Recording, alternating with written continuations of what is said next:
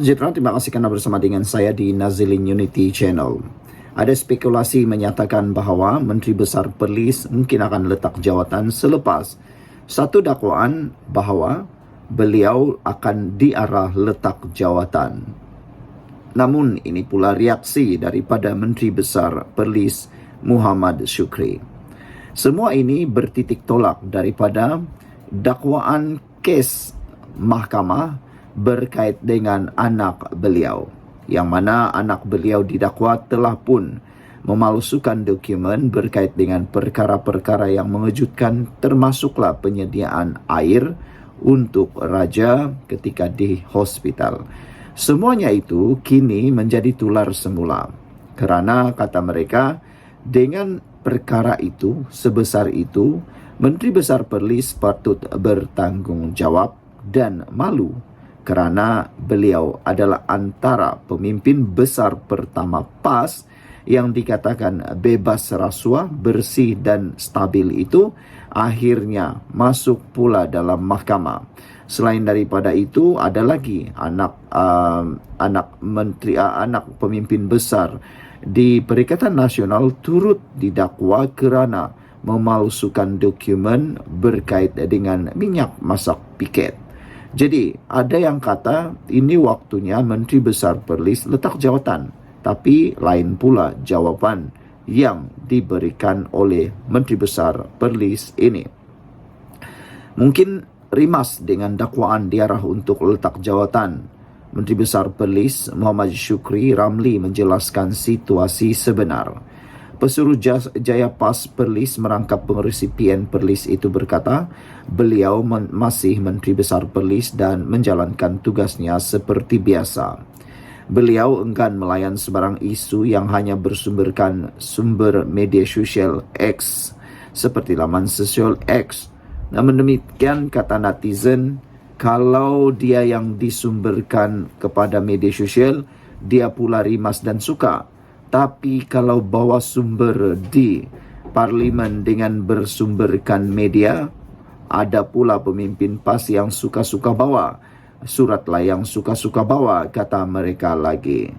Saya tidak mahu layan isu yang bersumberkan Twitter, kini X sahaja, kata Menteri Besar Perlis ini. Kata beliau lagi, saya masih memegang amanah sebagai Menteri Besar dan melaksanakan tugas seperti biasa. Katanya ringkas lapor bernama malam tadi.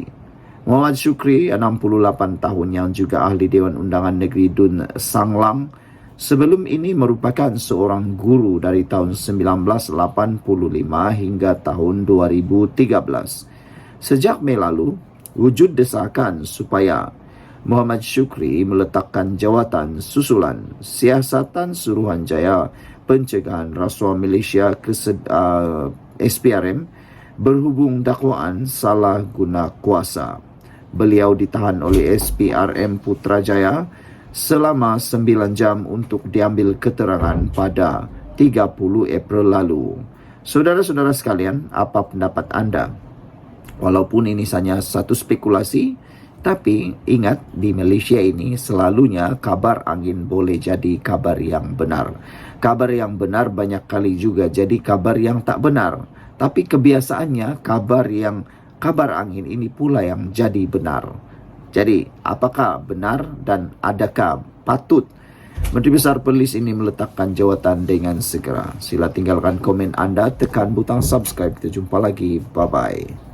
Salam sejahtera, terima kasih kerana bersama dengan saya di Nazilin Unity Channel. Jangan terpengaruh dengan fatwa politik PAS. Itu nasihat daripada Mat Sabu.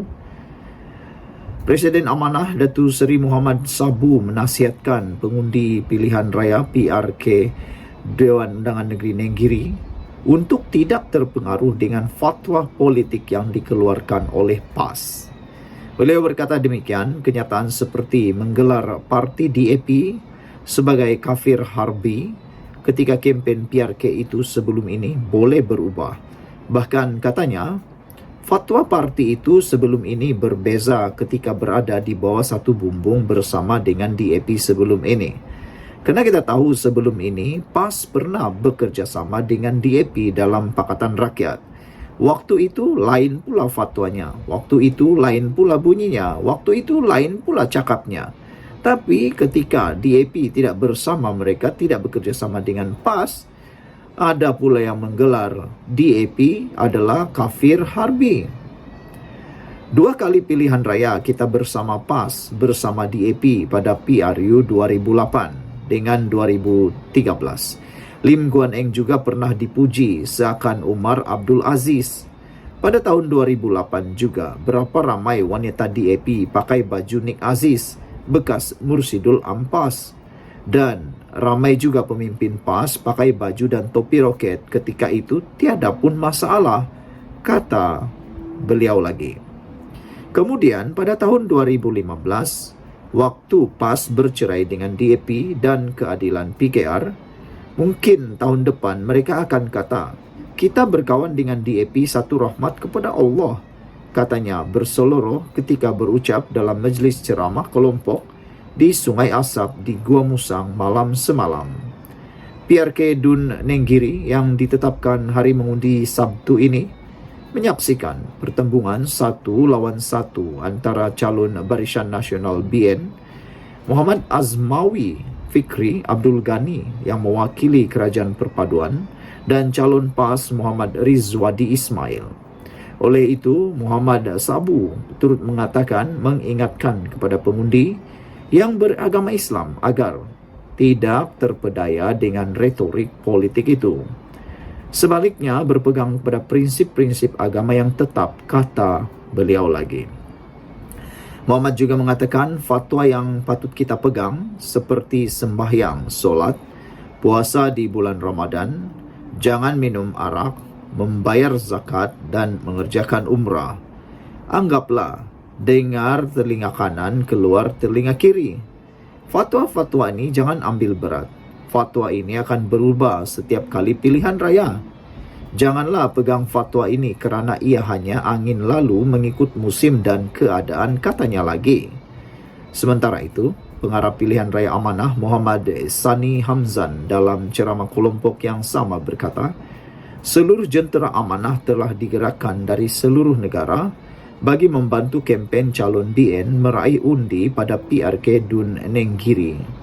Dari Johor sehingga ke Perlis, kita kerahkan untuk berkempen dan berada di 4 pusat daerah mengundi PDM, iaitu Jeram Tekok, Bertambaru, Sungai Asap dan Jerek, untuk menggerakkan program dan aktiviti bagi membantu saudara Muhammad Azmawi Fikri, calon nombor 2, katanya lagi. Peringatan daripada Muhammad Mat Sabu ni memang sangat jelas dan tidak berlapik-lapik. Beliau kata, jangan terpengaruh fatwa politik PAS. PAS ini pandai berubah-ubah. Dia mengikut musim dan mengikut pilihan raya. Nasihat daripada Mat Sabu ialah, jangan terpengaruh dan, kata beliau, dengar boleh tapi percaya jangan. Dan beliau juga kata, fatwa yang kita patut pegang ialah seperti sembahyang, solat, puasa di bulan Ramadan, jangan minum arak, membayar zakat, mengerjakan umrah. Beliau mengingatkan kepada para pengundi beragama Islam agar tidak terpedaya dengan retorik politik itu yang dibawakan oleh PAS, sebaliknya berpegang kepada prinsip-prinsip agama yang tetap. Kata Mat Sabu, anggap sajalah, dengar telinga kanan, keluar telinga kiri. Fatwa-fatwa ini jangan ambil berat. Fatwa ini akan berubah setiap kali pilihan raya. Janganlah pegang fatwa ini kerana ia hanya angin lalu mengikut musim dan keadaan, katanya.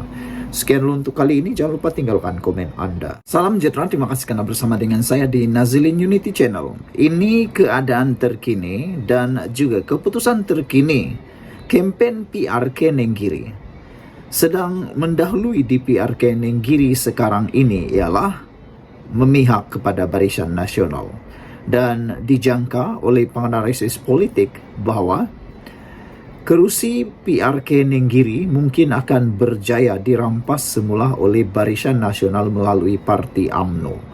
Dan ini akan menunjukkan satu sentimen yang baharu bahawa mungkin di sinilah tapak bermulanya UMNO untuk membangun dan bangkit semula.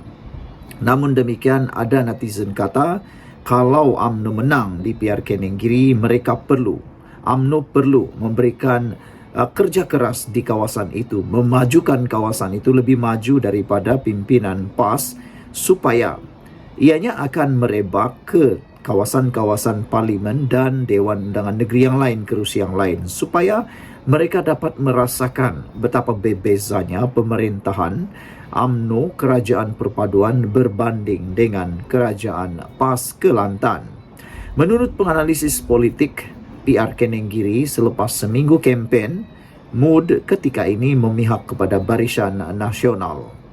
Ini satu berita yang buruk dan amat mengejutkan kita semua, khususnya untuk pembangkang yang diketuai oleh Presidennya Muhyiddin Yassin, penerusinya Muhyiddin Yassin dan juga geng-geng yang lain. Selepas lebih seminggu berkempen, pilihan raya kecil PRK Dewan Undangan Negeri Dun Nenggiri dilihat memihak kepada Barisan Nasional BN pada ketika ini. Penganalisis politik dari Universiti Malaya, Dr. Muhammad Taufik Yaakob berkata, berdasarkan pemerhatian pihaknya yang telah turun padang di kawasan itu, ia disebabkan pengundi orang asli secara besarnya memihak kepada Barisan Nasional.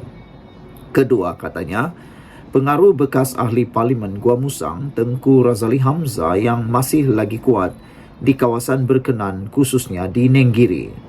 Walaupun kawasan itu majoritinya orang Melayu, tetapi keadaan politik di Nenggiri atau Gua Musang itu, templatenya kita tak boleh samakan dengan Sungai Bakap, Kuala Kubu Baharu atau Pelangai. Setiap kawasan ada template yang berbeza, kata beliau. Dalam tempoh minggu pertama ini, saya nampak Barisan Nasional mendahului kerana disebabkan deposit Barisan Nasional BN ada menerusi pengundi orang asli. Kedua, kekuatan dan pengaruh Tengku Razali Hamzah yang menyelinap di setiap peringkat akar umbi, katanya kepada Harian Metro. Bagaimanapun, katanya, keadaan politik itu juga boleh berubah pada bila-bila masa mengikut persepsi. Sebagai contoh, katanya, tawaran dikemukakan bagi menyelesaikan masalah tanah Lembaga Kemajuan Kelantan Selatan Kesedar dalam PRK Nenggiri. Kemudiannya kita lihat ada perdebatan itu memihak kepada setengah pihak. Contohnya, Pengarah Operasi Perikatan Nasional PRK Nenggiri, Tan Sri Anwar Musa pada awal itu agak low profile, tetapi apabila dia diserang memakai LV Louis Vuitton, jadi orang kampung nampak ia seolah-olah macam berlakon. Serangan ini boleh berubah serta memberi persepsi yang berbeza dan boleh mempengaruhi kecenderungan keputusan pilihan raya di PRK Nenggiri, katanya. Sementara itu, Muhammad Taufik menyifatkan ahli Parlimen Machang, Wan Ahmad Faisal Wan Ahmad Kamal sebagai bongkak apabila secara terbuka mencabar Menteri Ekonomi Rafizi Ramli dan Menteri Komunikasi Fahmi Fadzil berdebat menentangnya seorang diri.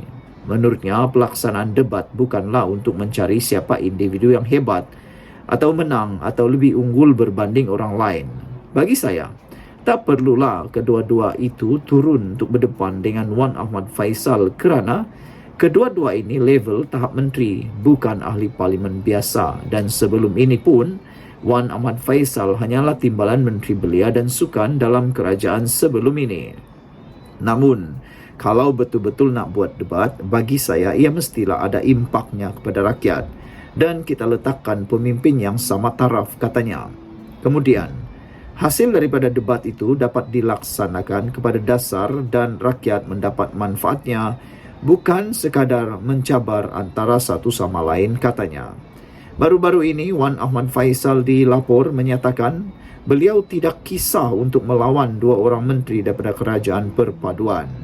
Menerusi kemas kini di aplikasi X, Ketua Armada Bersatu itu menamakan Rafizi dan Fahmi untuk berdebat dengannya berkenan topik Malaysia Airport Holdings Berhad yang didakwanya menjual saham kepada syarikat pro-Zionis.